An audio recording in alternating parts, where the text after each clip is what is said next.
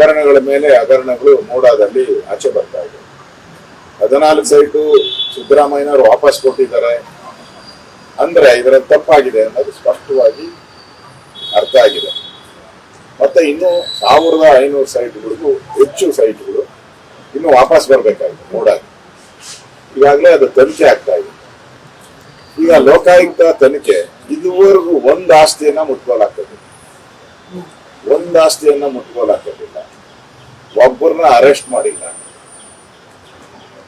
ಒಬ್ಬರ ಮೇಲೆ ಕ್ರಮ ತೆಗೆದುಕೊಂಡಿಲ್ಲ.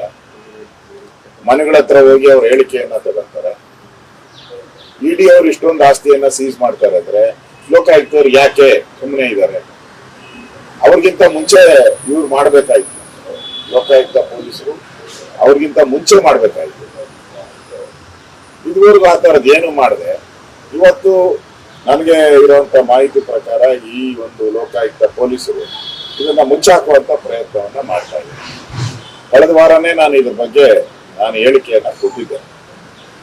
ಮೊದಲಿಂದನೂ ಬಿಜೆಪಿ ಇದು ಮುಚ್ಚಾಕುವಂತ ಪ್ರಯತ್ನವನ್ನ ಮಾಡ್ತಾ ಇದ್ದಾರೆ ಅನ್ನೋದನ್ನ ಸ್ಪಷ್ಟವಾಗಿ ನಾವು ಹೇಳಿದ್ವಿ.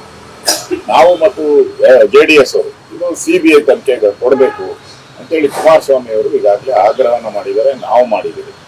ಈಗ ಸೋಮವಾರ ಏನೋ ಅದನ್ನ ಸಬ್ಮಿಟ್ ಮಾಡ್ತಾರೆ ಕೋರ್ಟ್ಗೆ ಅಂತ ಸುದ್ದಿ ಇದೆ. ನನಗನ್ಸುತ್ತೆ ಕ್ಲೀನ್ ಚಿಟ್ ಅಧಿಕಾರಿಗಳು ತಪ್ಪು ಮಾಡಿದ್ದಾರೆ ಅಂತ. ಅಂದ್ರೆ ಅಧಿಕಾರಿಗಳು ಹೆಂಗ್ ತಪ್ಪು ಮಾಡ್ಬಿಡ್ತಾರೆ? ಏನ್ ಅವ್ರ ಅಪ್ಪನ ಮನೆ ಆಸ್ತಿಗೋಸ್ಕರ ಮಾಡ್ತಾರೆ ಅಧಿಕಾರಿಗಳು? ಓಕೆ, ಅಧಿಕಾರಿಗಳು ತಪ್ಪು ಮಾಡ್ತಾರೆ ಅಂದ್ರೆ ಏನೋ ಅವರ ಕುಟುಂಬಕ್ಕೋಸ್ಕರ ಏನ ಮಾಡ್ಕೊಂಡಿದಾರ ತಪ್ಪು? ಏನೂ ಇಲ್ಲ.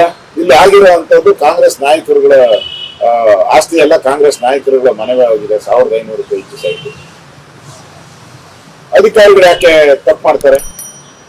ಸಾಧ್ಯನೇ ಇಲ್ಲ. ಅಧಿಕಾರಿ ಅವನ ಹೆಂಡತಿ ಹೆಸರಿಗೋ ಮಕ್ಕಳ ಹೆಸರಿಗೋ ಮಾಡಿದ್ರೆ ತಪ್ಪು. ಅದರಿಂದ ಇದು ಪೂರ್ತಿಯಾಗಿ ಮುಚ್ಚಾಕುವಂತ ಒಂದು ಷಡ್ಯಂತ್ರವನ್ನ ಕಾಂಗ್ರೆಸ್ ಸರ್ಕಾರ ಮಾಡಿದೆ. ನಾವು ಮೊದಲಿಂದನೂ CBI ತನಿಖೆಗೆ ಆಗ್ರಹ ಮಾಡಿದ್ದೀವಿ, ಮುಂದೆನೂ ಕೂಡ CBI ತನಿಖೆ ಆಗ್ರಹವನ್ನ ಮಾಡ್ತೀವಿ. ಇದನ್ನ ಹೋರಾಟವನ್ನ ನಾವು ಯಾವುದೇ ಕಾರಣಕ್ಕೂ ಕೈ ಬಿಡಲ್ಲ. ಹೋರಾಟವನ್ನ ನಾವು ಮುಂದುವರಿಸ್ತೀವಿ.